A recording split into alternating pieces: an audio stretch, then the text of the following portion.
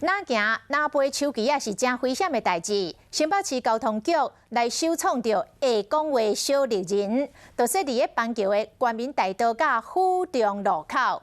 当这个当过路的青顶一个道，小绿人就会讲话，提醒行人过大路唔通看手机啊。先生，像来叫我。小姐，你是像啊？各位大人，过马路不要看手机，谢谢。是我讲的就是你过车路的时阵，莫一直看手机啊。那你第一次听到？有踹一下啦。发现红绿灯有不一样吗？有啊，有时候会很久，有时候会那个啊。对啊。先生，过路口。你是说什么样的问题？你有听到这声音吗？这个哦。你现在才发现？我没有去注意。莫安尼，这小绿人都已经讲5天啊！新北市交通局全国首创，互小绿人袂过去点点。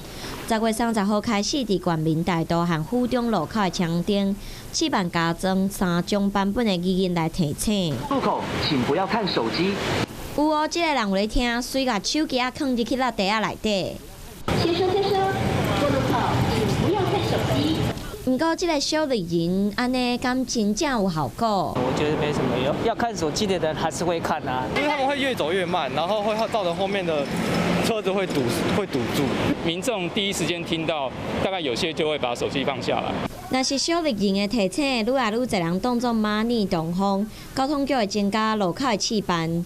过车路的时阵，莫看手机啊，一支草一点路，除非你行路无看路。各位大人。